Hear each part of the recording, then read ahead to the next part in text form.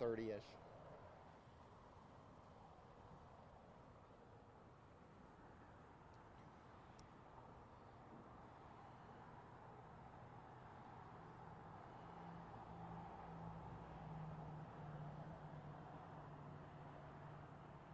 Okay.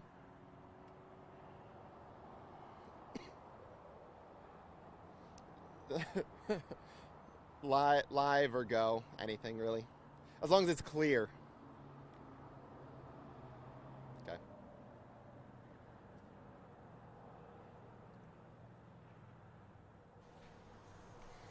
Hey friends, happy Tuesday. Thanks for joining us for Unscripted on 13 Plus. I'm Anna Orsini. And I'm Carson Courier. Lots to get to today. It has been quite the busy morning. Very busy morning so far. One of the big things, of course, we're keeping an eye on is your weather. If you went outside this morning, noticed a pretty wet start to your day. That is because we have another first alert action day today, just with those storms moving in, especially when we look at some of the higher elevations. I know Mount Lemmon looks like a winter wonderland up there. But another big thing that we were keeping an eye on this morning was, of course, that crash is probably still impacting you if you have to go anywhere on I-10 eastbound, causing significant backups. It's been that way since 1:30 this morning. So we do want to go out to our very own Jack Cooper, who's been there all morning, kind of give us an update on what we're seeing. Aside from that, Jack, what caused this crash this morning, and have you gotten any updates since then from law enforcement as to maybe when we could see I-10 clear up a bit? Carson and Anna, good morning. It is still backed up for miles here. Traffic is all the way backed up from Grant, where this crash really is and where they're telling people to get off of I-10, all the way back up to about Twin Peaks is where it is it's standstill all the way back through there. I'm going to show you what it looks like behind me right now. Now, we are on the Miracle Mile overpass just over I-10, so Grant is probably about, I don't know, a mile away from where we are right now. You might be able to see some of those flashing lights off in the distance. That's where the crash actually happened. It was about 1:30 this morning. It was a wrong way driver coming up and a AMR ambulance, actually. They crashed into each other, and it looks like it was a head-on crash, and the three people that were involved in this crash, two people in the ambulance and the driver of the other vehicle, were then taken to hospital.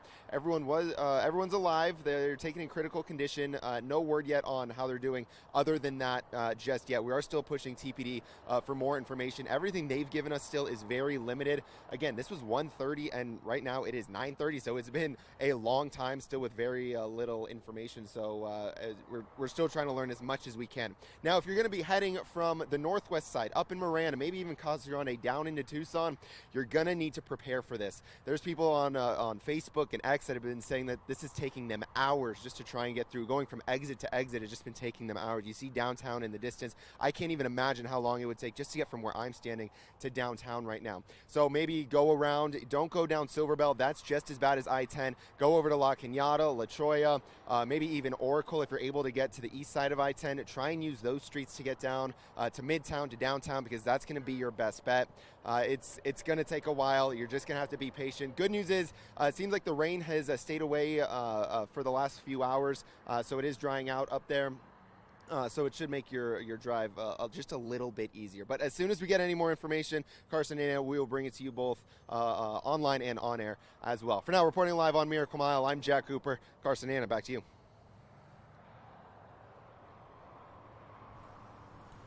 All right, Jack, thank you. Definitely something we'll be keeping an eye on. The good news is, Mallory, when we look out there, the roads aren't nearly as damp as they were this morning. Right. It was kind of a mess this morning, honestly. Yeah, we talked a lot about that. People obviously not anticipating that kind of delay on their Tuesday morning, obviously getting a little bit impatient, and it just, one thing leads to another when you're on slick roads like that. Right. Not something that we saw happen, so good on everybody who behaved out there. But weather-wise, are we seeing those kind of concerns moving back in throughout the day? Yeah, so you might think, okay, we have dried out, we're seeing a bit of sunshine, we're done for the day. It does look like we'll have more rain this afternoon and evening, so not done with it just yet. But yeah, taking a look at the satellite and radar, thank you this morning.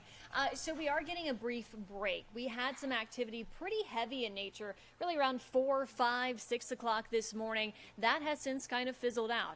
And now anything that we see later on today will be more so wraparound moisture, thanks to this area of low pressure that's moving through the state. So we're doing pretty well for our January rainfall so far. Just the last 3 days, look at that, about 1.5 inches there. Our total for the month, including any kind of rainfall since midnight, 1.64 inches. That's almost double what we typically get for an entire month of January in Tucson. And we're not done with it just yet. Now, taking a look to the winter wonderland, that Summer Haven this morning, you can see quite a bit of snow. Just got a report in from the National Weather Service that Summer Haven reported 7 inches of snowfall since 5 o'clock yesterday. And as I mentioned, more is on the way. That is why there is this winter storm warning in effect until 5 o'clock tomorrow morning. This is pretty much the mountain ranges across southern Arizona, above 7,000 feet in elevation. Storm totals anywhere between 10 to 18 inches of snowfall possible, 35-mile-per-hour wind gusts possible as well. So, of course, travel not advised, and Mount Lemmon, the Catalina Highway, is closed unless you're a local or you work there. Temperature-wise, we really haven't budged too much over the last several hours. We're still sitting in the 40s, low to mid-50s across southern Arizona. And, of course, we're not going to warm up all too much today. Expect those highs to remain below normal for this time of year.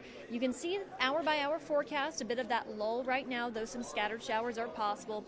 And then more widespread coverage expected by the afternoon and evening yet again. Maybe some embedded thunderstorms with that. This does continue through tonight, but becomes a lot more scattered in nature, a bit lighter as well. And then any kind of rain that we do see on our Wednesday will be light and spotty. So today, that first alert action day, of course, we had the heavy rain early this morning, more rain on the way it looks like this afternoon and evening. Anything tomorrow will be spotty. And then we do have a system that passes off to our northeast. Looks like Thursday night into Friday morning, though many of us will stay dry. And then your weekend looking fantastic here in southern Arizona. 69 the high on Saturday, 73 on Sunday. And we continue to warm up next week with highs in the 70s and much drier conditions once again, especially after today. All right. Thank you, Mallory. We'll check in with you shortly. We actually want to talk more about the crash that happened on I-10 eastbound. I know a lot of you are commenting in and asking what exactly happened. So for those of you who are just tuning in, this happened at around 1:32 this morning. We know there was a wrong-way driver on eastbound I-10 that ran into another vehicle, an ambulance actually. 3 individuals were taken to the hospital with critical conditions. We're still waiting to learn more about what exactly their conditions look like this morning, what their injuries look like. But again, this is seen video from earlier this morning. You just saw our very own Jack Cooper out there. Traffic not looking much better. We actually want to show you here. So on our website, we pulled up an ADOT traffic camera. This is a still here, but this is I-10 east of Ina Road. And we know that the traffic here, the backup, Anna, we saw it happened obviously at I-10 and Miracle Mile in Grant, but we're still seeing that traffic all the way towards the northwest side of Tucson. Yeah, I think about an hour ago we had reports that it was backed up about a mile west of Cortero Farm. So if we just take a look at the map from ADOT here, you can kind of see the general area and everything that we're kind of looking at where the cursor is there. Well, you can see even there, I mean, that's Cortero.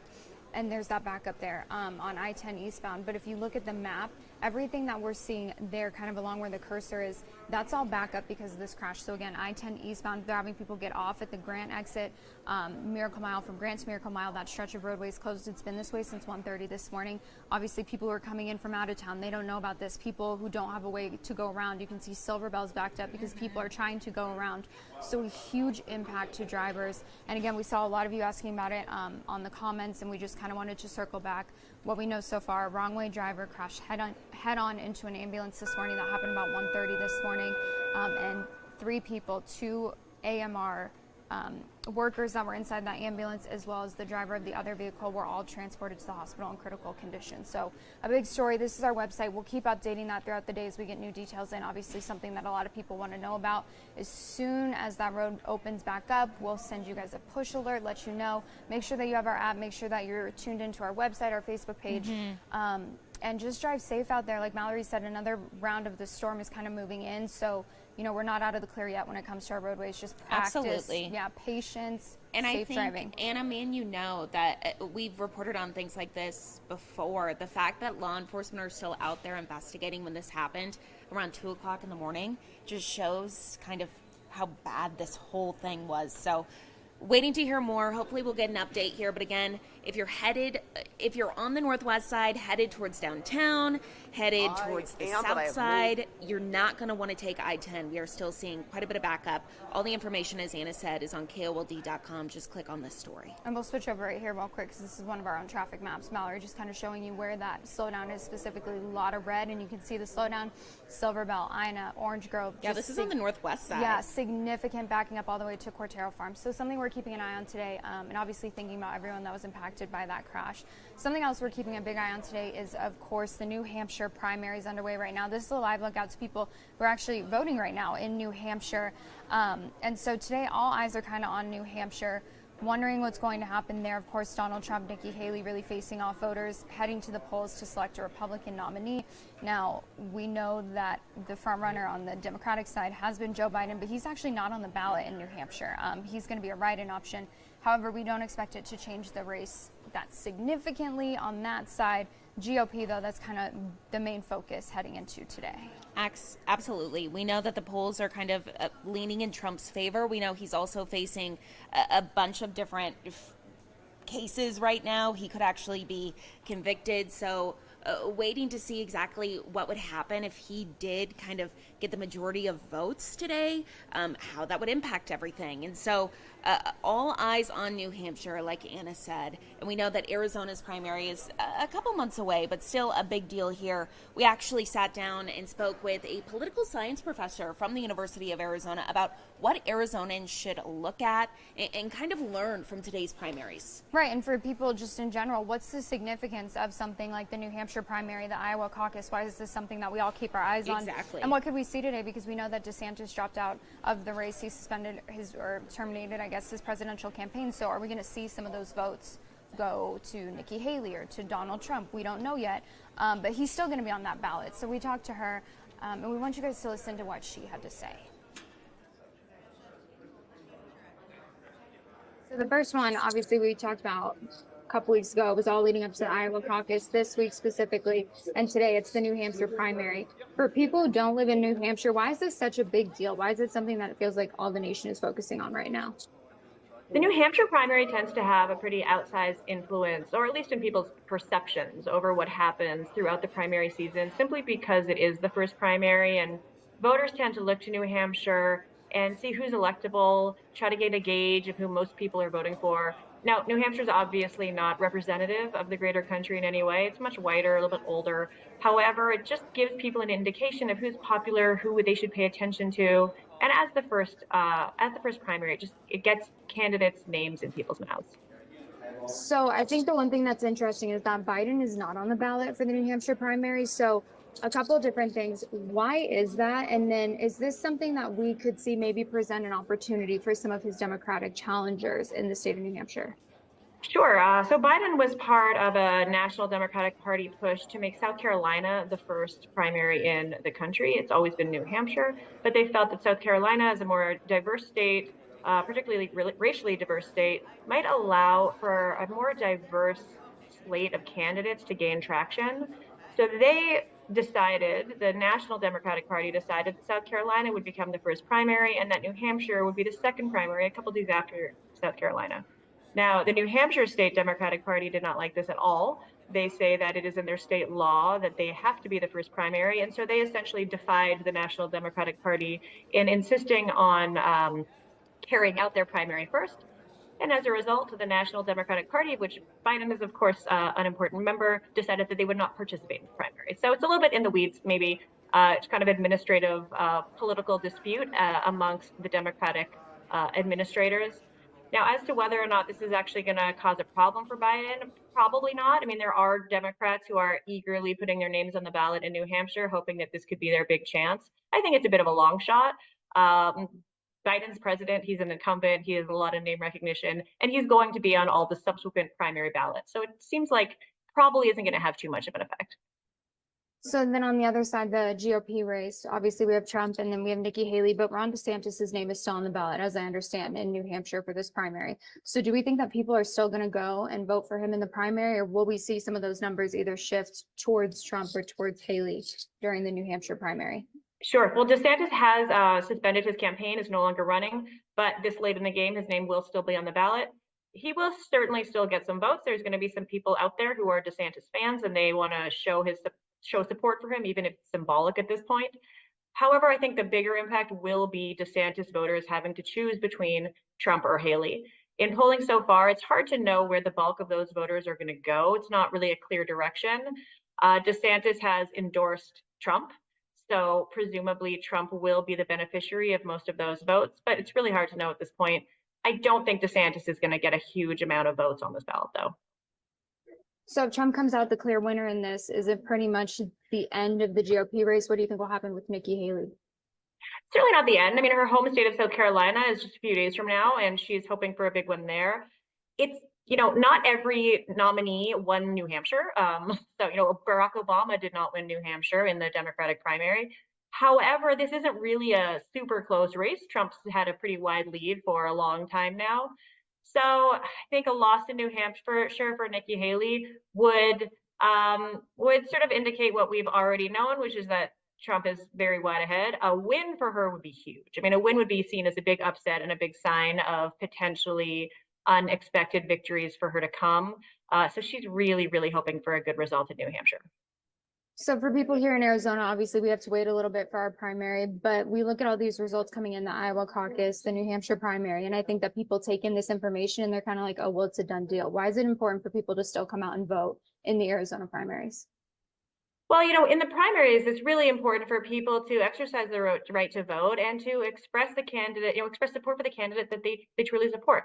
And I know a lot of voters in later states do feel that way, that by the time it gets to March, for example, the nominees are maybe a done deal, but that's, it's certainly not the case. We have a lot of primaries ahead, New Hampshire, South Carolina. These are just the early ones, but we have the entire country ahead of us. Upsets do happen. And at the end of the day, Arizona voters should not let other states' voters make the decision for them. They should go out and exercise their preference no matter what other people think. So just kind of keeping an eye on what's happening early on, but going into the primaries, knowing what you want, who you want to support, and of course, voting. That's the most important thing that you can do. Absolutely, especially in a swing state like Arizona. I mean, all eyes are on Arizona every election season at this point. We are a crucial state. We're going to see a lot of ads, maybe fortunately or unfortunately, a lot of campaign activity here. It's a really important state. It's a great state to be a voter, and I feel lucky to be part of the state. Is there anything else that you want people to know? No, just keep your eye on the polls and make sure you get out and vote. And we want to go ahead and switch gears and let you guys know about another crash that we've learned about. This one was on East Old Vale Road. That is shut down, so you can see kind of where the exclamation point is there on your screen. We're just pulling up the ADOT traffic conditions website. So from Valencia to Rita Road, East Old Vale Road has been closed. This is because of a fatal vehicle crash that occurred just before 9 a.m., so about 50 minutes ago. We know that an adult female has been pronounced dead at the scene following that crash. So investigators on scene trying to figure out exactly what happened here. This is shut down, East Old Vale Road from Valencia to Rita Road. Late breaking news on your roads this morning. So now we're dealing with that on top of dealing with I-10 eastbound and all the slowdown there. Waiting to hear more, but definitely be safe this morning on your roads. Beware of that. Do not take East Old Vale Road between Valencia and Rita Road. Of course, both of these stories are up on our website, this I-10 eastbound closure and then this one as well. We'll keep you updated on the latest that comes out of it, but a very heavy morning when it comes to any traffic-related news. Of course, just please be safe as you head out to start your Tuesday. Drive safe, build in some extra time, because you don't know what slick conditions you're going to encounter. So we'll keep you updated on both of these. But in the meantime, we do want to bring in our guests today. We have Becca here with us, and you work with a program that helps people in prison do something that I think a lot of us take for granted every single day. Absolutely. So can you tell us a little bit about your work, what you do, what organization you're with? Yeah, my name is Becca Felk, and I'm with Read Between the Bars, and we are the only program in Arizona that sends books to people in prison at no charge to them. Wow. That's super special. And I know we were just talking a little bit before this about, so back in April of 2017, you were told that you were no longer allowed to provide books at state prisons, only federal prisons, which there's only 2 in Arizona. So a big deal now that you're able to provide these books to really all the prisons in Arizona. Yeah, we were so excited when we were able to be reinstated.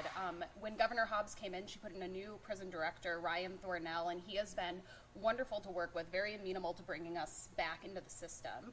The Department of Corrections has its own internal policies, and they decided to change those back in 2017 that said that nobody could send in books for free. People could only purchase books.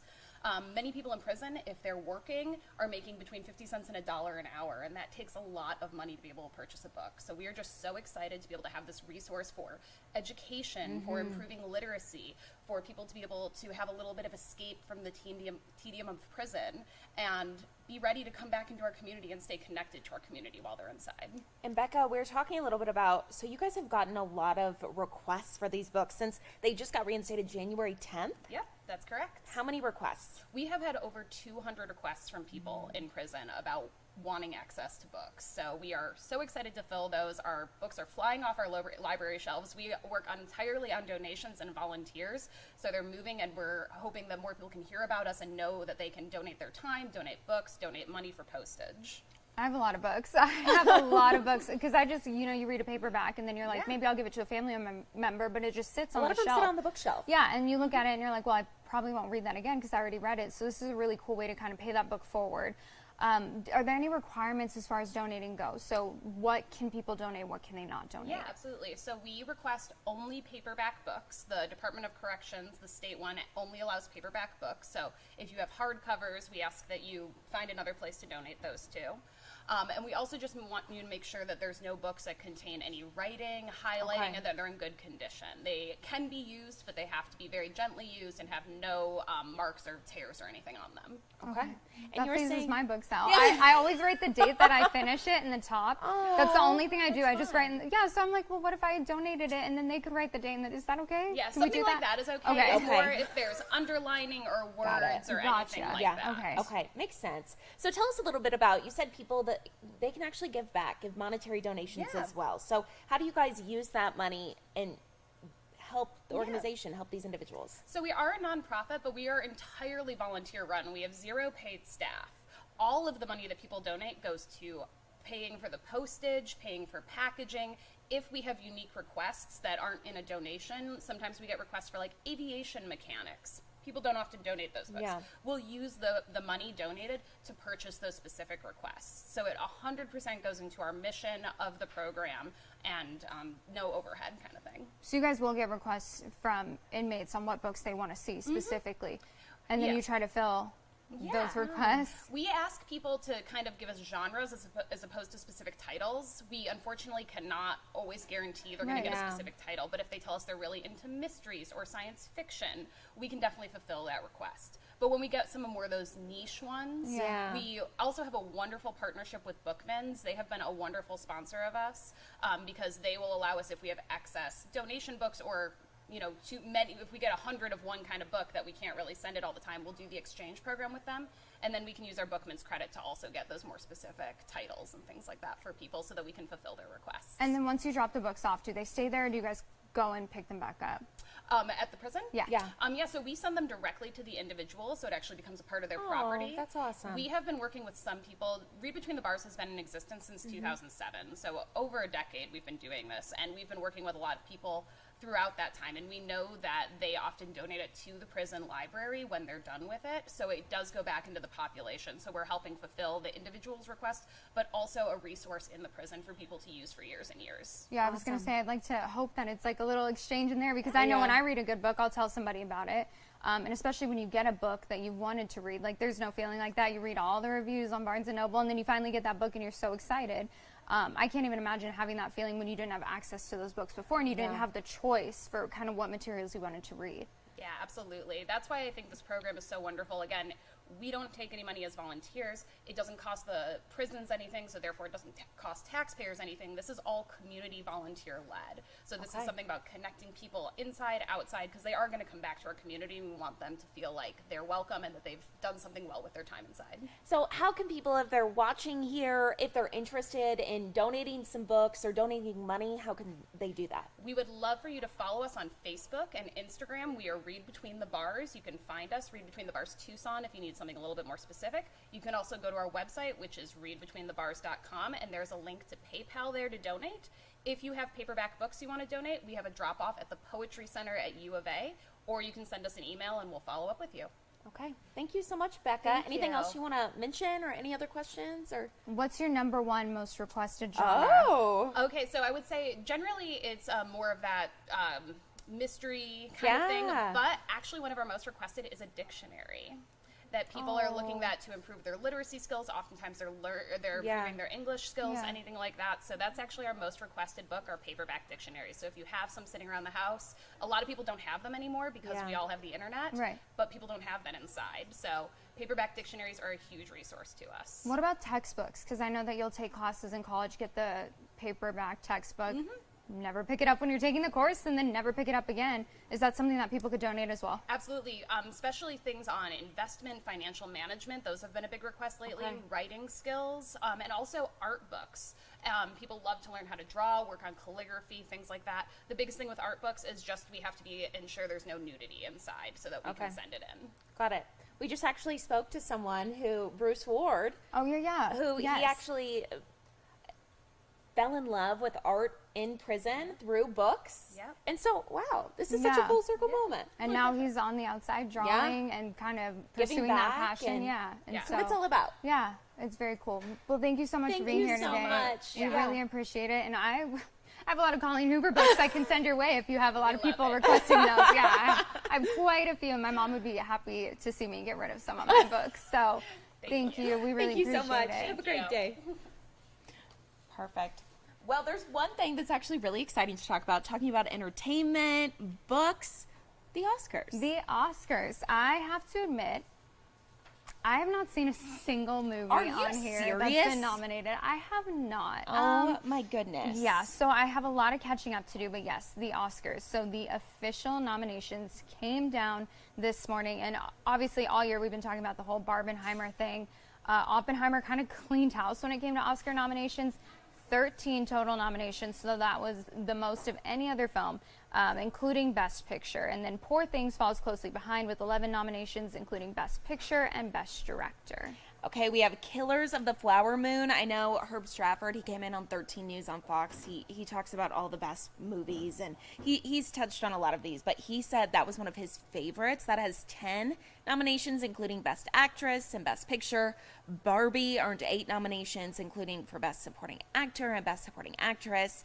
And there were some notable snubs when it comes to Barbie, though. Margot Robbie was not nominated for her performance as Barbie, and the film's female director Greta Gerwig also did not receive a nomination, so that's really shocking. That is really shocking considering how much attention that film got. Especially that Greta Gerwig was the first female actress to ever hit over $1 billion at the box office. Actress or director? Director. Did I say actress? Yes. Excuse me. Margot Robbie. We cannot forget the one and only. The queen, Margot Robbie. Yeah, but I mean, very cool. I know when we talk about Killers of the Flower Moon, the lead actress in that film, what was the most recent one we had? Golden Globes? She was the first Indigenous woman, I believe, to win a Golden Globe Award. Yeah. So, very cool. Big deal there. Very, very cool. So we'll keep an eye on that for you guys. And the 96th Academy Awards will air on Sunday, March 10th. So, looking forward to all that. Go watch some movies in the meantime. I know. I have until March 10th to watch some films. I'm going to be very busy watching all those movies.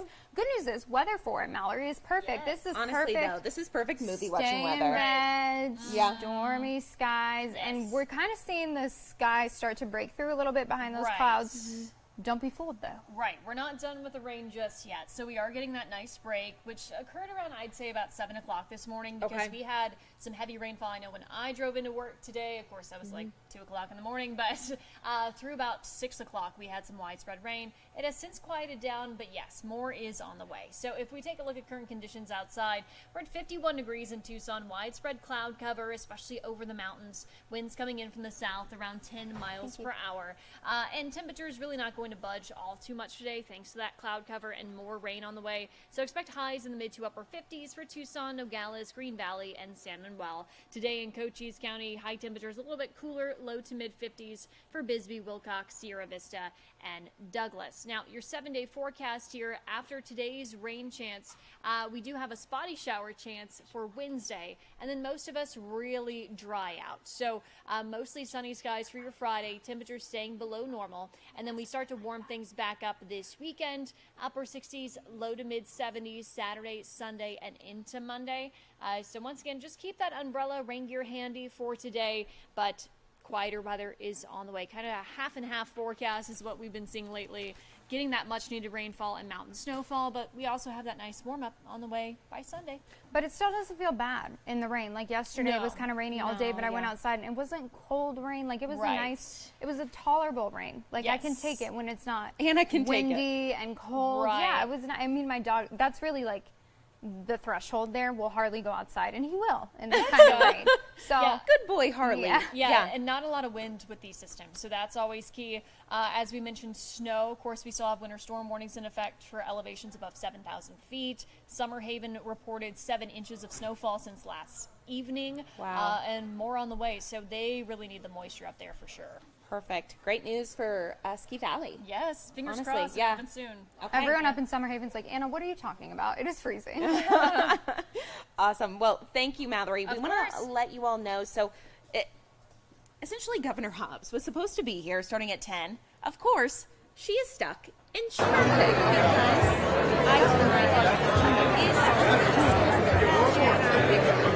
putting on here, but they're taking a live look at the W. She was going to be here and is expected to be here for her State of the State address in Tucson. And this is all going on at the Tucson Convention Center for the Tucson State Airport. You can see there, the Corolla is there, everyone together taking turns waiting for the Hobbs. It's supposed to start at 10 o'clock again. As I mentioned, it is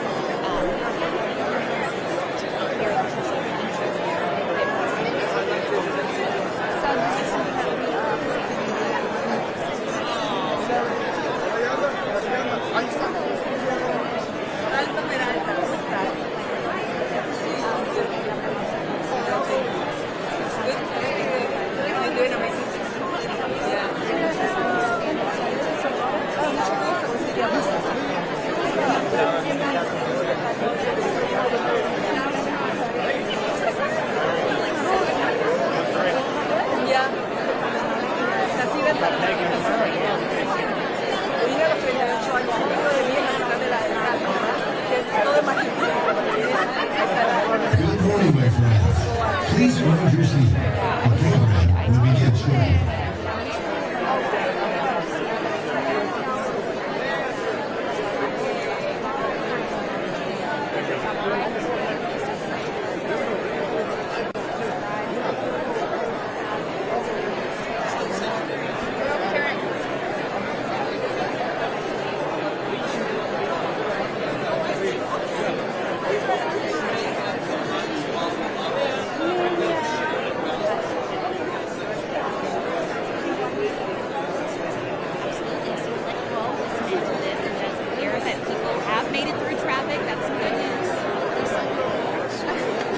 Some people are still sitting. watching this on their phones. She's got a pencil driver. They're stuck in standstill traffic on I-10. What now? Again, yes, Governor Hobbs giving her State of the State address. Lots of people. The mayor was there, very exciting. So we'll let you listen in.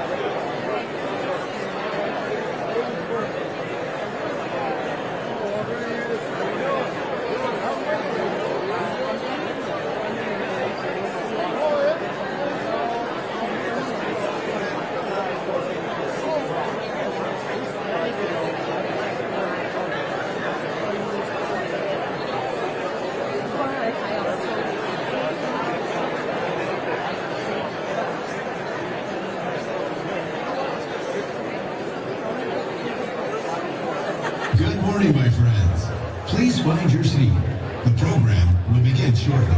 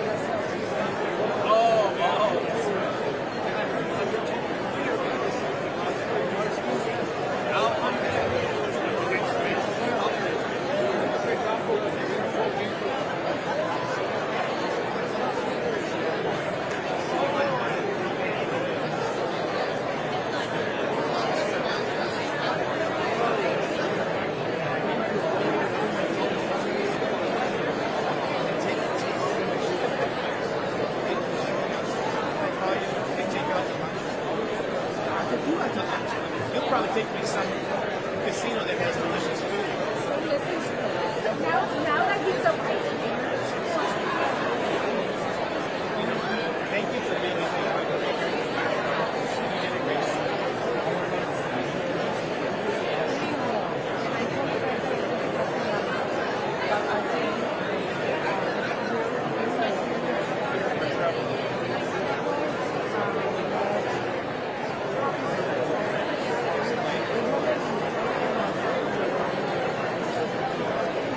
I want to tell you a funny story about migration. I knew I would have to say that.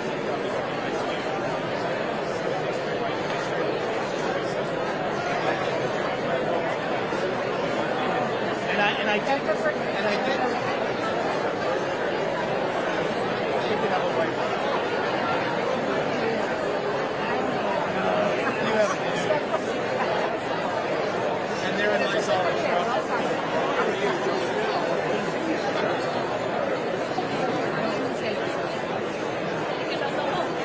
No, está bien. Selfie.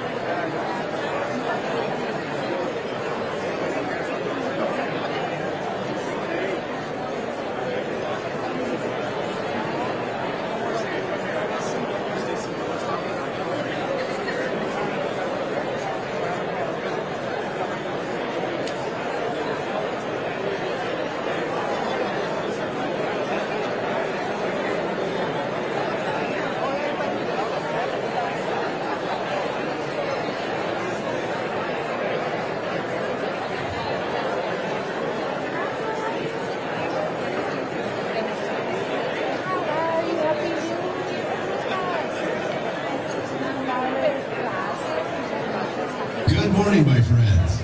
Please find your seat. The program will begin shortly.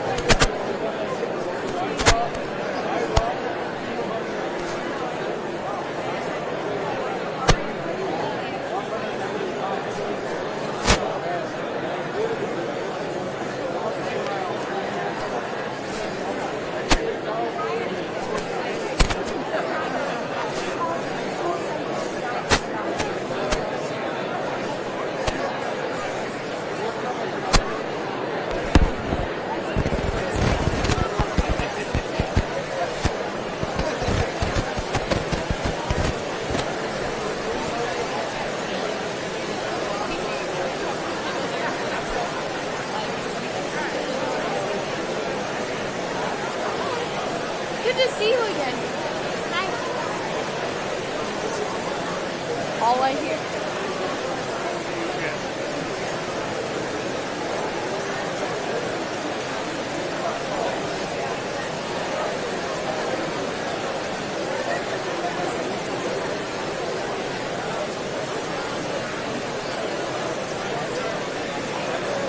So I hear static. What it? Like I don't know if it's gonna. Yeah. But it's not like bad static, right?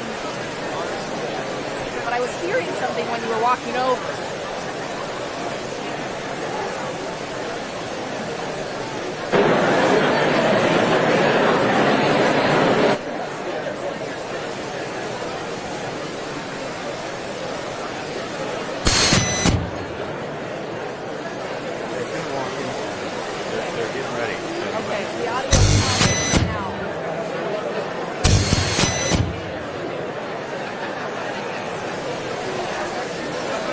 Distinguished guests, your attention please.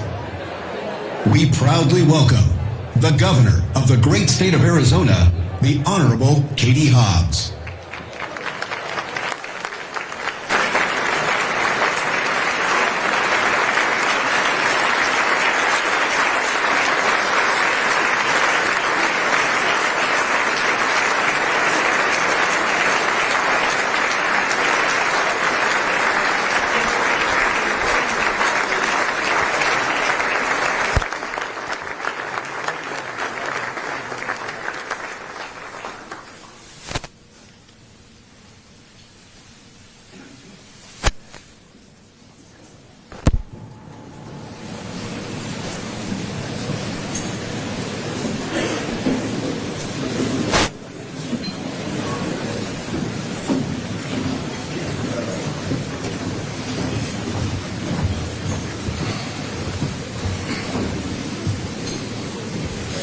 Good morning, everybody. I'm going to raise this up because Ted's taller than me. So, my name is Rob Elias. I'm the president and CEO of the Tucson Hispanic Chamber of Commerce, and welcome to the Southern Arizona 2024 Governor's State Report. Good morning, everyone. I'm Ted Maxwell, the president and CEO of the Southern Arizona Leadership Council, and we are proud to be partnering with Rob and the Tucson Hispanic Chamber to host this great event.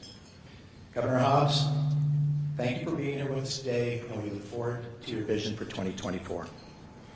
At this time, I ask everybody to stand as able for the presentation of the colors by the Davis-Monthan Air Force Base Honor Guard and the singing of the national anthem by the Tucson High Magnet School Troubadours, conducted by Chizuru German.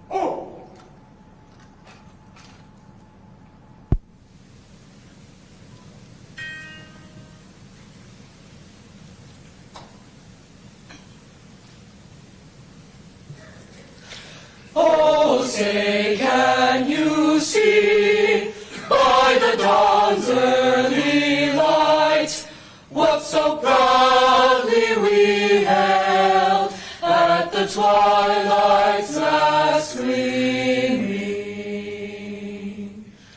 whose broad stripes and bright stars through the perilous fight o'er the ramparts we watched were so gallantly streaming, and the rocket's red glare, the bombs bursting in air, gave proof through the night that our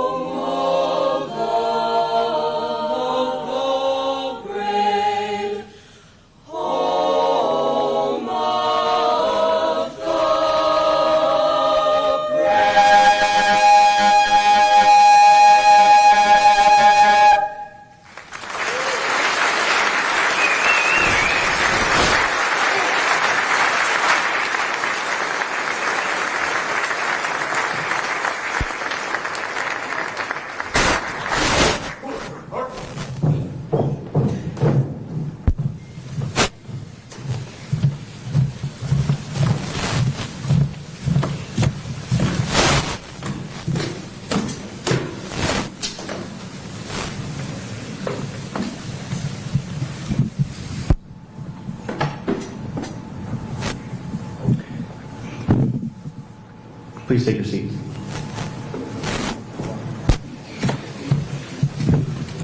Thank you to the Davis Mountain Honor Guard, as well as the Tucson High Troubadours, my alma mater.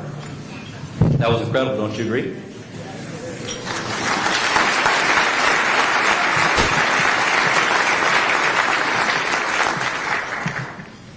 Today's event is taking place on the ancestral lands of the Tohono Nation and the Pascua Yaqui tribe, whose people have been living and working on this land since time immemorial. At this time, we'd like to ask Chairman Verlin Jose and Chairman Peter Ecopicio to the stage to provide a blessing for today's event.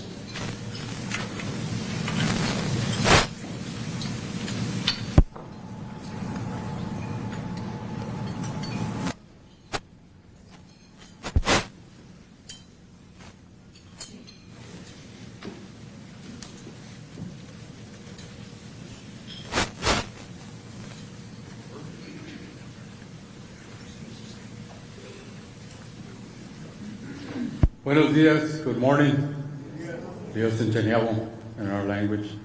I was looking that way towards Baboquiri Mountain to see if Verlin's on his way. But sometimes it takes a whole lot of doing to get to one point to the next. But we are so happy to have been here for thousands of years. Both Tohono O'odham, Yaqui, Apache, and all the 22 tribes that live in this great state called Arizona. If I could have you stand, please. A quick prayer. In the beginning, when God gave us life, all Yaquis face the east, and we greet the east, and the morning prayers, and all the energy from that sun that comes out on this Mother Earth. If your ancestry comes from the east, then tell them hi. Tell them you are fine. Tell them you are strong and still working for a better life. And then we'll face the west. If you can turn around and face the west. Say hi to your ancestors, the mountains, the animals, that jaguar that was spotted the other day. He needs your prayers and your love, and so do your families. They all need our support in this great place called Mother Earth. Turn around and face the north, that way. The villages, the tribes, the people that come from the north, the great, great nations that live from here to the North Pole, they are suffering a little bit with climate change.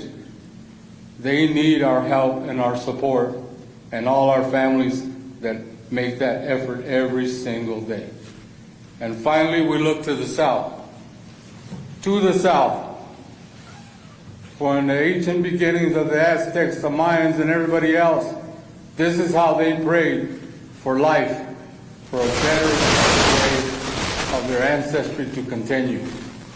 All the way to South America, to Mexico, and here, we pray to you that the gods help us out and take care of.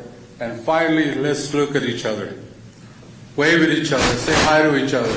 If you have a chance, say te bote, which means saludar yourselves, greet yourselves, know who you are.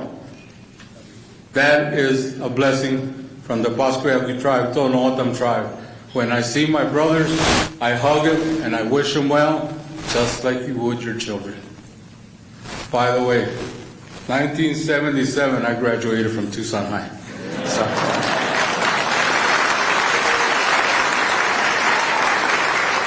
And it's okay if you went to Pueblo or Amphi or Sunnyside.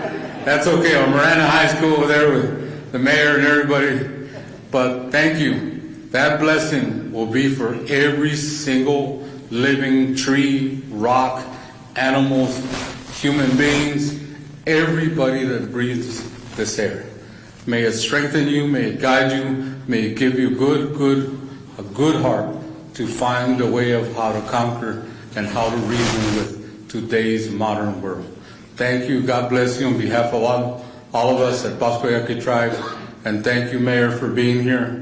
to tell us how our state is doing and how it's going to look forward in the future. It is all our piece of heaven here in the state of Arizona. Dios mchokwe utesia. Thank you.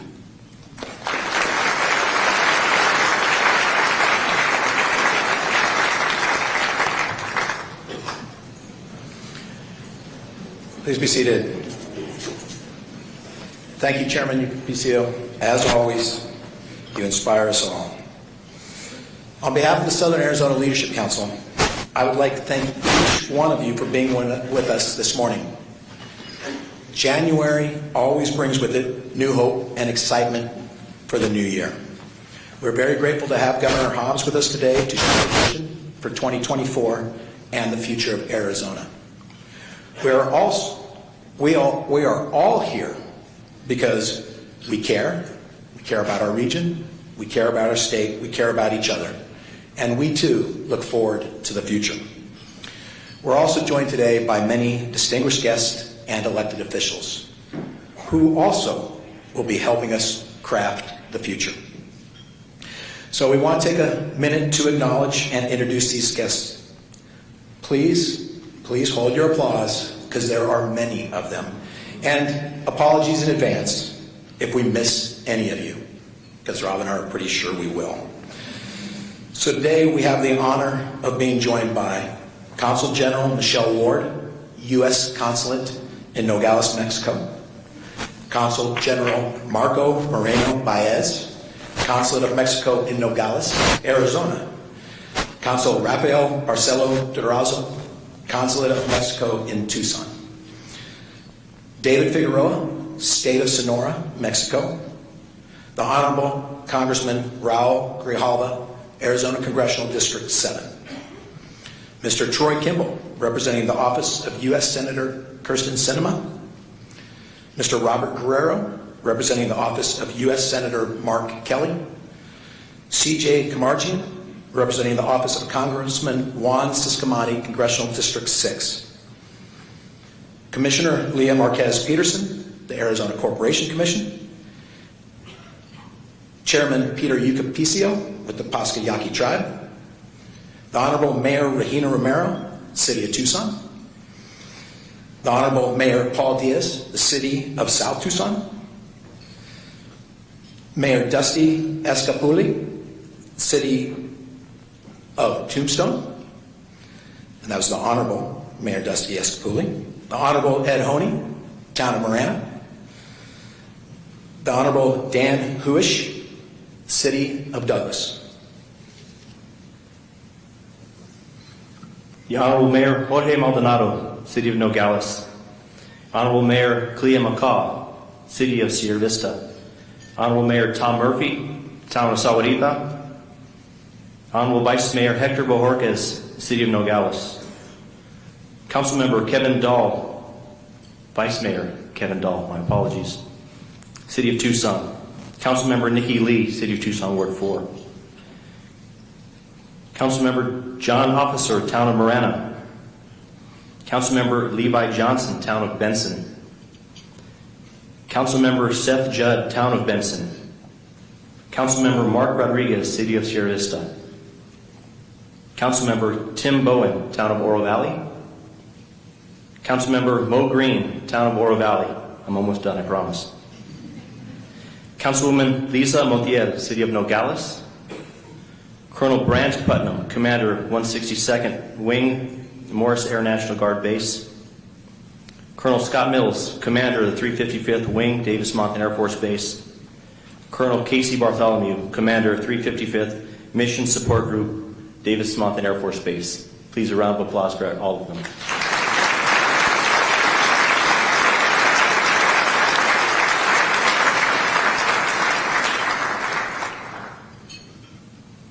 Only a couple more things to say about this event, and I echo Ted's sentiments on the relevance of this event, the importance of this event to welcome our incredible governor to Tucson, Arizona, Southern Arizona once again for the 22nd time this year, or in her first year actually. A couple of other items, I don't know if you saw when you walk in, we do have commemorative posters for this event. If you hadn't grabbed one yet and they're all out, too bad. You missed it. And thank all of the local businesses and small businesses that helped contribute to this event, courtesy of our Tucson Hispanic Chamber. Thank you so much. I'd like to take this time to introduce my board chair, who is going to be doing a wonderful job in introducing the governor of our great state of Arizona, Carla Bernal Morales.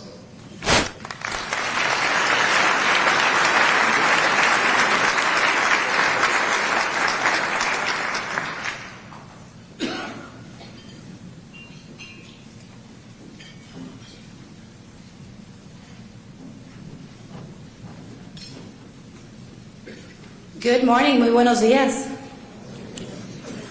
On this momentous occasion, we are gathered to welcome the 24th Governor of Arizona, a leader whose journey has been marked by an unwavering dedication to public service. Born and raised in Arizona, our governor brings a deep understanding of our state's diverse communities. Her early career in social work reflects a passion for advocacy and for commitment to improving the lives of those who she serves.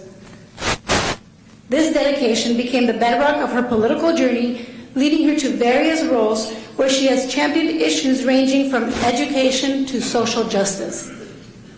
As we stand on the brink of a new chapter under her guidance, let us recognize the importance of visionary leadership, her commitment to inclusivity, education, and economic prosperity lays a foundation for a thriving Arizona.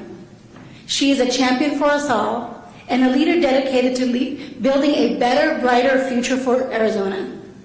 Ladies and gentlemen, please join me as we welcome the 24th Governor of the great state of Arizona, Governor Katie Hobbs.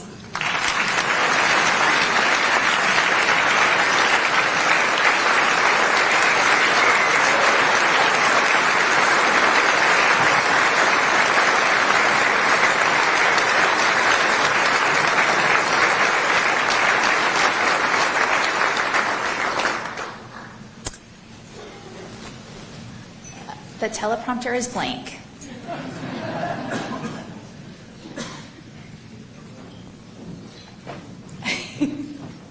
right. This is why we have a backup. Thank you. Good morning, everyone. Congressman Grijalva, Chairman Jose and Vice Chair Johnson, Chairman Ucapicio, Mayor Romero, Sonora State Representative David Figueroa, Consul General Michelle Ward, Consul General of Mexico, Marino Baez, and other distinguished guests. It is an honor to be here with you in Tucson. I also want to thank the Southern Arizona Leadership Council and the Tucson Hispanic Chamber of Commerce for your work in bringing us all together. What a year it has been. We have worked together, debated each other, pushed one another, and most importantly, put aside our differences when it mattered most to do what's right for Arizona and the people who call it home. Now, I think we can all agree it certainly hasn't been easy, but Arizonans didn't send us to the Capitol to solve easy problems or take the easy way out.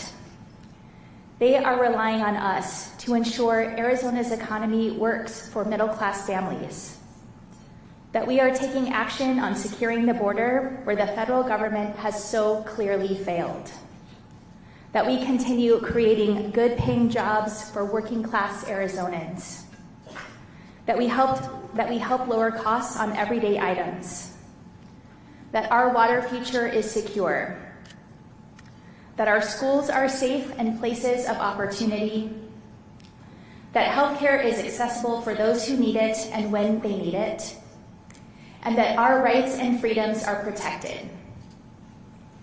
As a born and raised Arizonan, a social worker, a mom, and the sister of 2 public school teachers, these are the reasons I wake up every day to fight on behalf of Arizona. As we embark on this new year, one that will be filled with highs and lows, tough choices and compromise, it is my sincere hope we never lose sight of why our fellow Arizonans bestowed on us the honor of representing them, and why we must always strive for progress and for a better tomorrow. With that, I am proud to share with you the progress we have made in the past year on many of these key issues. And just as importantly, I look forward to outlining the work before us in the months ahead. The foundation of what we do as elected officials is rooted in keeping Arizona families safe. That's why we cannot go forward without first addressing Washington's ongoing failure to secure our southern border. A failure decades in the making under both Democratic and Republican administrations. When my fellow Arizonans gave me the honor of this office, I pledged to not play the same old political games that created this crisis and that have continually hurt communities, families, and our state. No one understands the misguided efforts of the past more than all of you here today who are on the front lines. Whether you're an NGO, law enforcement, or small business, you are constantly working every day to support this community when the federal government has failed to do so. I've been able to see your efforts firsthand as I've spent time in Tucson since early on in my administration, touring the Tucson border sector with Secretary Mayorkas, visiting Casa Alitas, and meeting with elected and community leaders. It's been inspiring to see so many people come together and embody the "it takes a village" spirit that Tucson is known for. But it also made absolutely clear that we must do more. That no single entity or community can single-handedly address the ongoing crisis at our border. That's why I launched Operation Secure, creating a border coordination office within the Arizona Department of Homeland Security. This session, I'm seeking ongoing funding to better coordinate our response and continue fighting this humanitarian, economic, and enforcement crisis.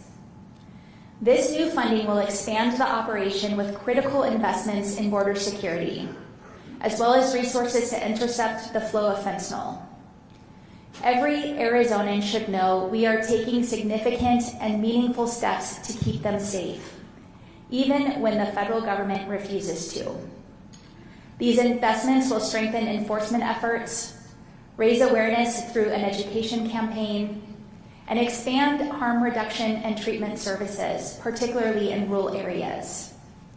Together, we will continue to find real solutions, support law enforcement, first responders, and community leaders who are on the front lines of this issue, as we push Washington to do its job to secure our border.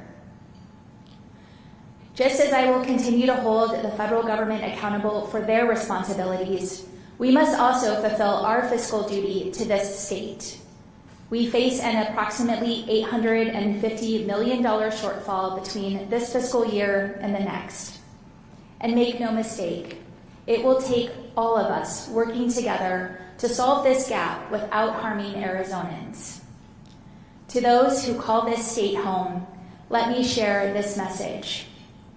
We will not shirk our responsibilities, and we will not kick the can down the road for our children and the next generation to solve.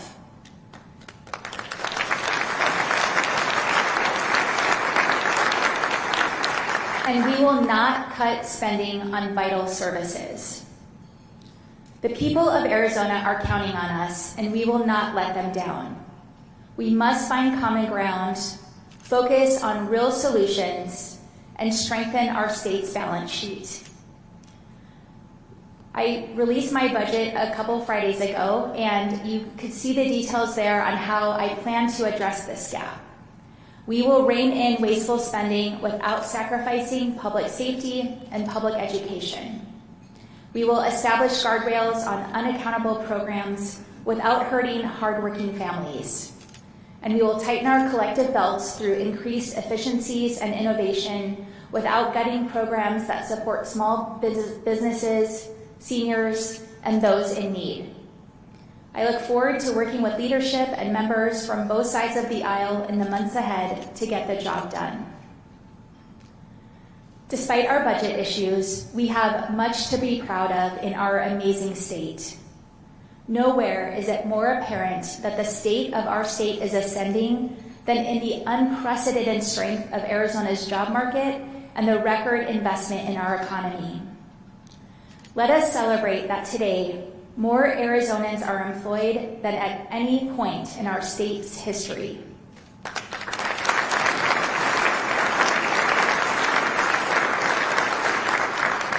This milestone is a testament to the hard work and commitment of our entrepreneurs and innovators, our community colleges, universities, tradespeople, and of so many people who recognize the promise of Arizona.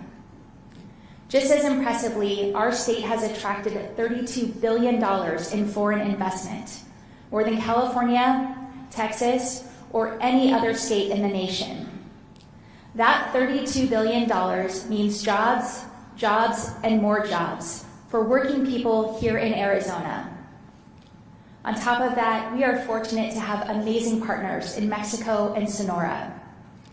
One of my earliest trips was to Nogales, Mexico, where I met with President López Obrador and Governor Durazo to discuss vital border infrastructure projects and to make it clear that the Arizona-Mexico relationship is valuable, strong, and will continue to be prosperous for us all. I was proud to appoint a slate of diverse, highly capable cross-border experts to the board of the Arizona-Mexico Commission. The Commission is already working closely with Sonora and ready to take this partnership to the next level. Together with our Mexican counterparts, I know that we will continue to build impactful partnerships that will strengthen commerce, trade, tourism, and so much more. And with the latest job numbers released last week, I'm excited to announce that we created over 64,000 jobs in 2023, and we are just getting started.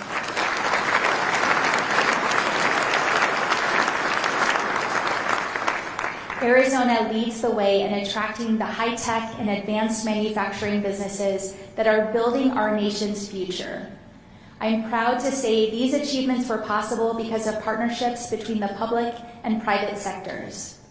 We should applaud the chambers of commerce and economic development groups across the state, and most particularly the Arizona Commerce Authority, for their tireless efforts to attract new, high-quality jobs. Jobs that can be life-changing for families and transformational for communities. With this continued success, there is no question we must pass continuation of the Arizona Commerce Authority.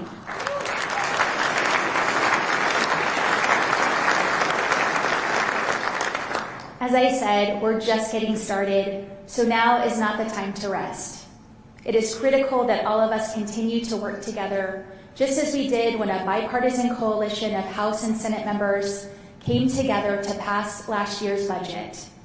Rather than letting partisan politics prevail, we stood together, helped ensure the continued success of our state, and enabled more Arizona families to prosper.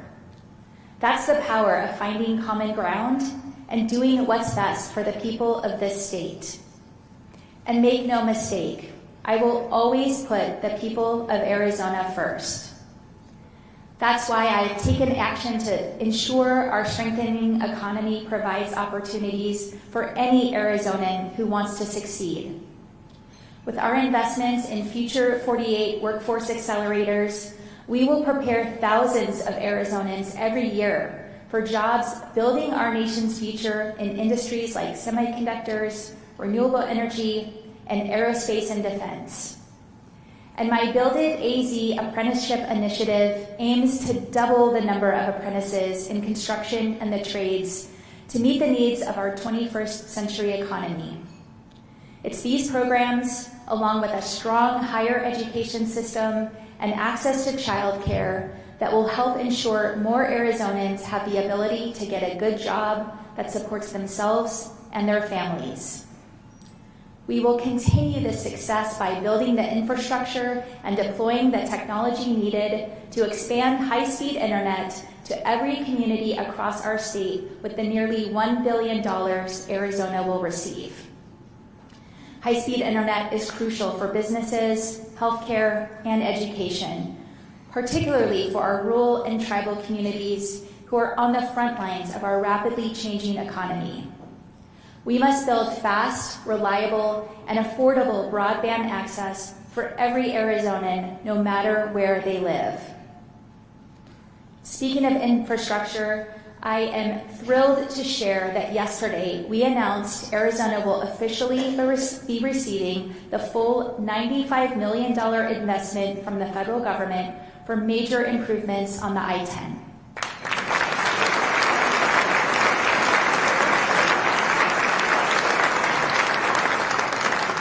So many of us have come together to advocate for this funding. In September, I traveled to Washington, D.C. with Gila River Indian Community Governor Stephen Roe Lewis, where we met with Secretary Buttigieg and made it clear to him that improving the I-10 was critical.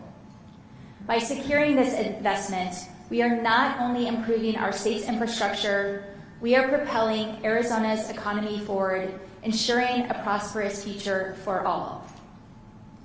As you can see, our state's economy is strong and its opportunities are abundant.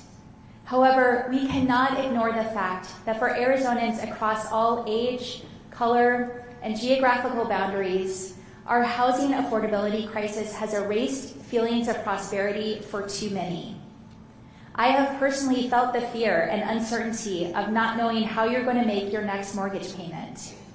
And that's why I will always fight just as hard for your family as I fought for mine. And I'll never stop working to find solutions to the housing affordability crisis. This past year, I worked with the legislature to find new and effective ways to address this issue. We directed $150 million to keep more Arizonans housed through rental assistance programs. And last week, we officially awarded over $14 million to organizations in Tucson that support these efforts, including $4 million directly to the city and $7 million to Old Pueblo Community Services.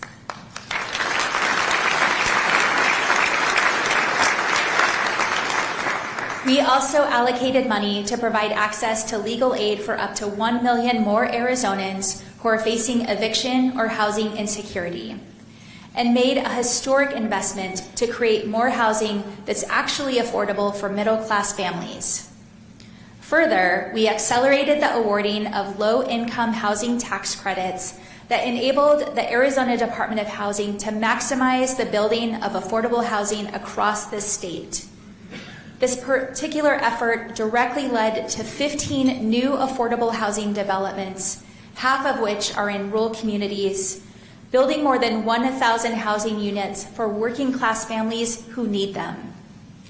These actions should only be the first of many we take to help ensure longtime residents, young professionals, and middle-class Arizonans are protected from being priced out of the communities and state that they love.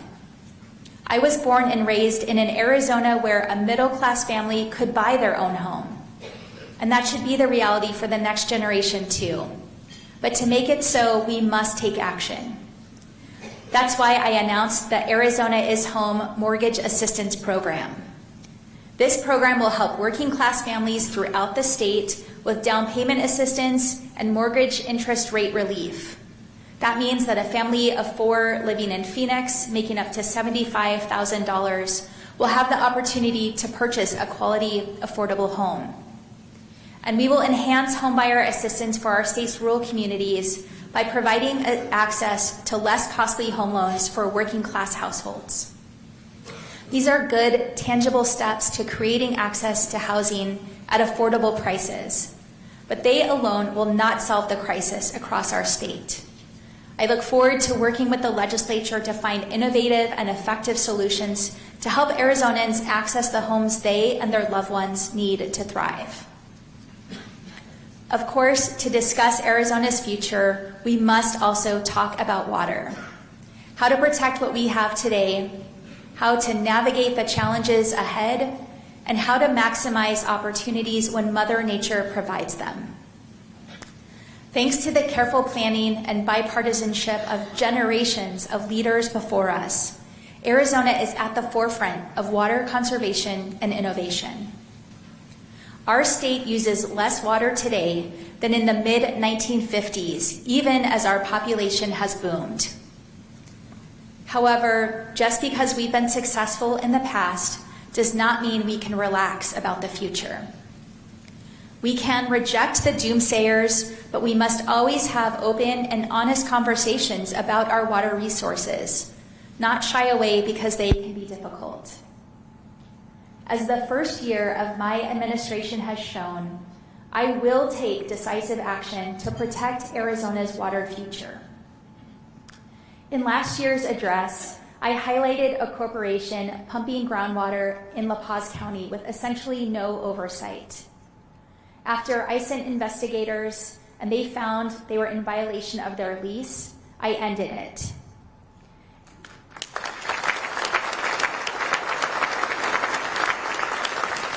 And as of next month, all Butler Valley leases held by this entity will be terminated, protecting water for nearby communities.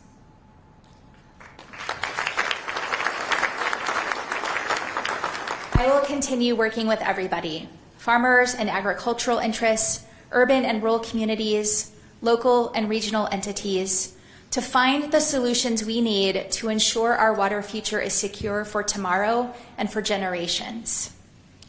There's no better example of this than the agreement I negotiated last year, with our neighbors, Nevada and California, to conserve at least 3 million acre-feet of water, enough for 9 million homes by 2026.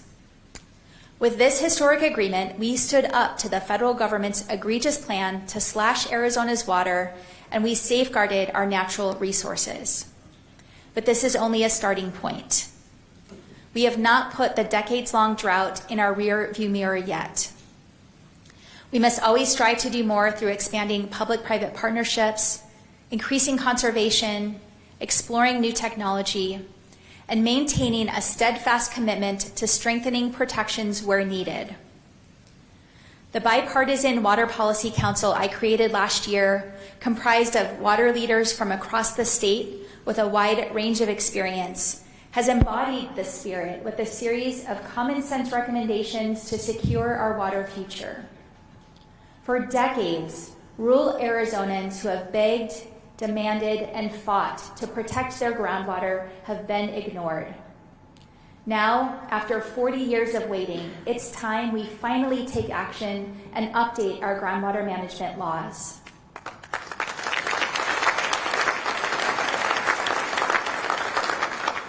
We must have the courage to take action where others haven't and empower rural Arizonans to have a say in how their water is used. And for too long, we have allowed development that skirted our common sense consumer protections for water availability. We must close the loopholes that allow build-to-rent and wildcat developments to avoid our water planning requirements.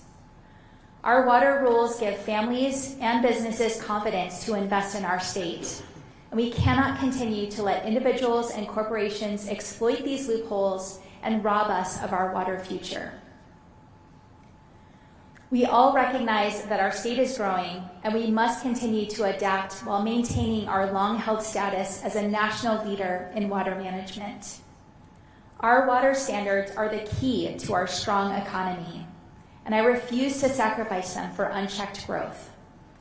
But I will continue in Arizona's bipartisan tradition of growing our economy while protecting our state's most precious resource. In that vein, I have directed the Arizona Department of Water Resources to finalize a new pathway for water providers and communities who have historically relied on groundwater resources. This new alternative designation of water resources program will provide an opportunity for these entities to achieve a 100-year assured water supply by contributing new water sources and reducing groundwater pumping, which will help ensure our future growth is both smart and sustainable. Let us remember that water and droughts don't care about party registration or job titles, or whether you live in an urban or rural community. We can only protect our water supply by working together. I stand ready to work with the legislature to make the changes we need today, all to safeguard Arizona's water for tomorrow.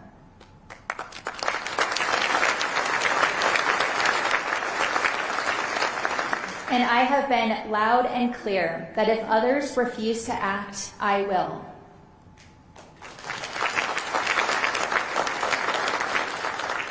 As you know, I was born and raised in Arizona, and I chose to raise my family here. My kids attended public schools, and I'm the sister of 2 public school teachers. I know what having a high-quality public education can mean to millions of Arizonans, but sadly, we too often fall short. We must continue investing in our public schools to ensure Arizona truly is the best place to raise a family. So I applaud the bipartisan group of legislators who did the right thing to pass an override to the aggregate expenditure limit, providing certainty that schools would stay open and kids would continue learning. And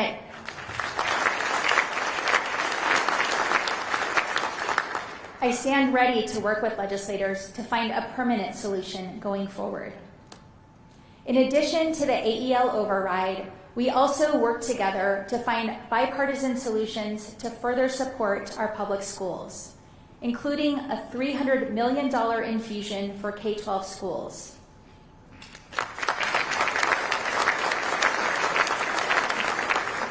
Let's build on that success and send an even stronger Prop 123 to the voters, one that will provide our public schools another decade of funding certainty. Without question, we must give teachers a raise, but we must also hear the Arizonans asking us to do more. Let's take this opportunity to increase compensation for teachers and the support staff who are critical for student success.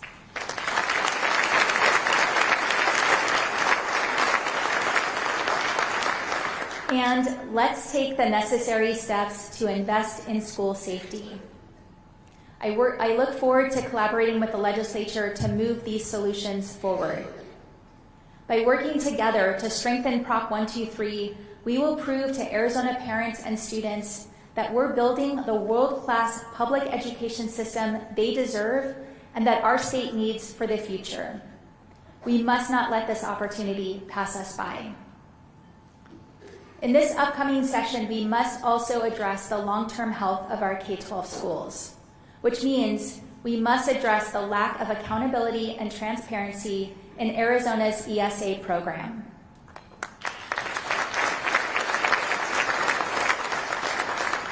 We have seen a steady stream of news coverage around unacceptable and sometimes downright outrageous use of taxpayer money under this program, including water park admissions, ski passes, and luxury car driving lessons. It is our responsibility as stewards of this state to put in place guardrails to ensure taxpayer dollars dedicated to education are used properly. Without these guardrails, waste, fraud, and abuse take root and thrive. That's why we must take action to bring transparency and accountability on behalf of Arizona parents and all taxpayers. We can deliver common sense solutions like ending the luxury spending, keeping our children safe by requiring background checks for educators, and expanding the authority of the Auditor General.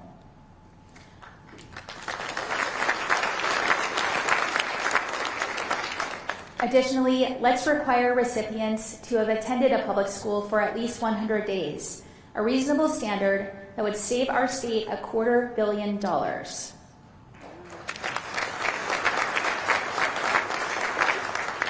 My message to parents across Arizona, whether your family takes part in this program or not, now is the time to advocate for accountability and for transparency, not a blank check.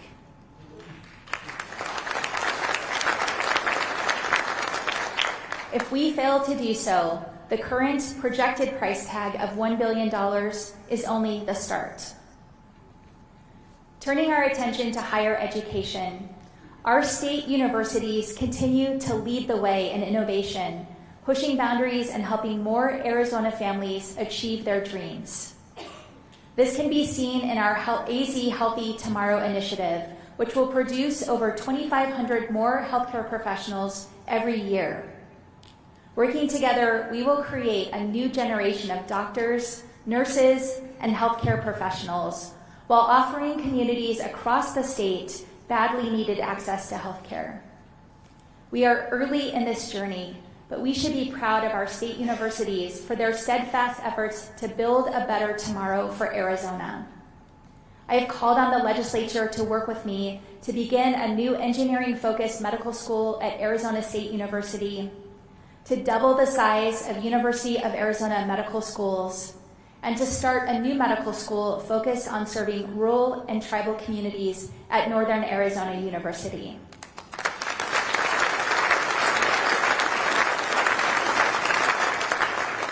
As someone who had to work my way through college and who wouldn't be here today without the help of scholarships and financial aid, ensuring that higher education is attainable for any Arizonan who wants it is personal to me.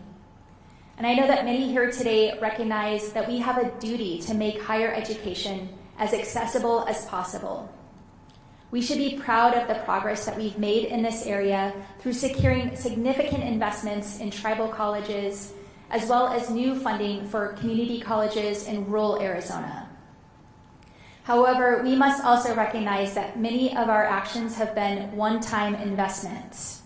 We must seize the opportunity as our budget outlook improves in future years to strengthen support for efforts such as scholarship programs for students from low-income households, programs that provide students the opportunity to earn college credits while still in high school, and other initiatives that offer students the chance at a better future through higher education.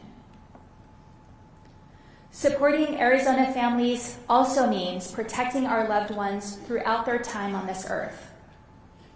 No doubt there are many wonderful facilities providing high-quality care to our fellow Arizonans. However, I am saddened and infuriated that too many long-term care facilities are failing some of the most vulnerable with devastating effects. Physical and mental abuse, neglect, exploitation, and poor quality of care have severely hurt, and in some tragic cases, led to the deaths of too many Arizonans in long-term care facilities. And what's the penalty in these cases? A $500 fine. This is unconscionable, and as leaders in this state, we should be outraged. We should also be outraged at the separate, but just as infuriating, sober living home scandal that has ruined countless lives and cost taxpayers hundreds of millions of dollars. I'm proud we have taken action to crack down on this fraud, and I commend Attorney General Mays for investigating those who are exploiting some of our most vulnerable residents. The individuals behind these scandals will be held accountable.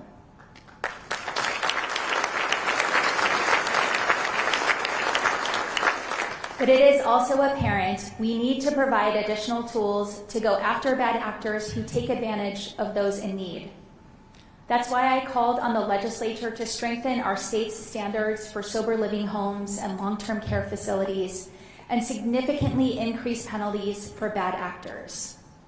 I'm putting forward a package of bills that will ensure facilities cannot hide or erase their violation history, increase fines, standardize inspections, empower adult protective services to seek emergency protection orders, and establish standardized credentials for Alzheimer's, dementia, and memory care. Protecting Arizonans in long-term care and sober living facilities shouldn't be a partisan issue. I'm hopeful we can move this legislation forward and continue to seek solutions so that we can ensure every resident is able to live in safety, free from neglect and abuse.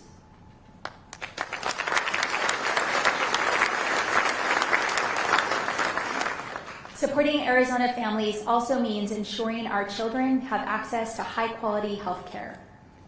Unfortunately, federal efforts that raised so many kids out of poverty just a few years ago are phasing out, but the needs and rising costs for parents are just as tough as ever.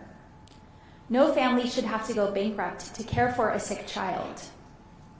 To combat this disturbing trend, we expanded kids' care eligibility for thousands of Arizona children, enabling them to receive the care they need, whether it's routine checkups or life-saving procedures, without forcing their parents into mountains of debt or heartbreaking GoFundMe campaigns. I'm looking forward to continuing to work together to find new and innovative ways to cover the cost of doctor visits, medical exams, and other quality of life measures that will provide relief for Arizona families today. Another area where we can provide relief and make a huge difference in the lives of Arizona families and seniors is by driving down the price of prescription drugs.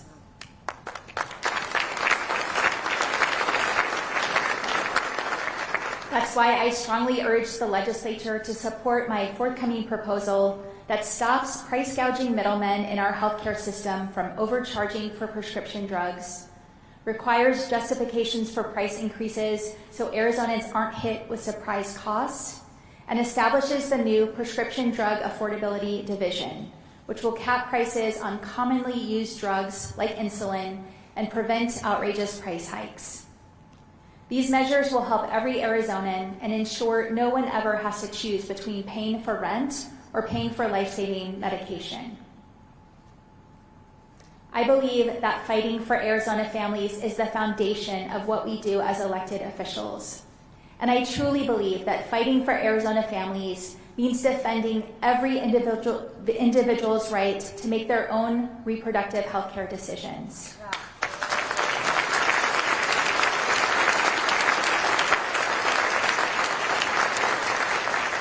I speak for millions of Arizonans with a clear message.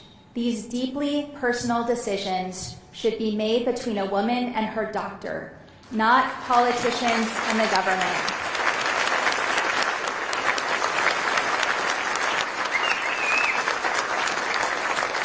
I will always defend Arizonans' freedoms, and I refuse to back down in the face of those who want to criminalize doctors and outlaw abortion. That's not happening on my watch.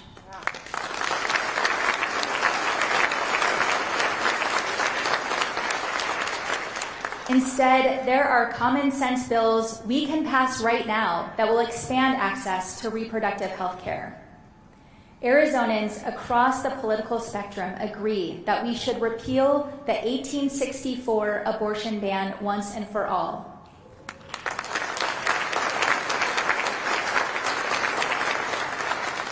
Pass the Right to Contraception Act and stop government overreach that invades women's privacy by collecting and publishing data on every abortion in Arizona.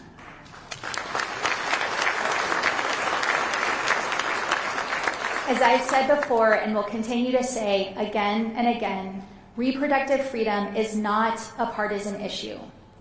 Women deserve to have access to the health care we need. We deserve to have our individual rights protected, and we deserve to make the personal decisions we deem best for ourselves and our families.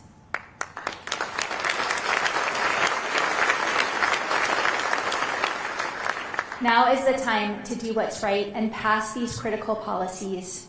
Now is the time we stand up for Arizona families. I have used our time today to highlight a few of our successes from the past year, the incredible strengths of our state, and the steadfast resolve of its people. And we have started what should always be an honest discussion about the significant issues, choices, and opportunities that stand before us. As we go forward into this legislative session, let us always remember why we are here and what binds us together as Arizonans. We are bound by our love for this state, from its beautiful forests and mountains to its breathtaking vistas and stunning natural beauty. And we are bound by our responsibility to ensure every person who calls this place home has the opportunity to succeed today, as well as the generations who follow us. My promise to you is that I will never lose sight of why we are here, and I'm confident that what binds us together gives us the strength to overcome any challenge. Thank you for supporting your fellow Arizonans and for working to make this the greatest state in our nation. God bless Arizona, and let's get to work.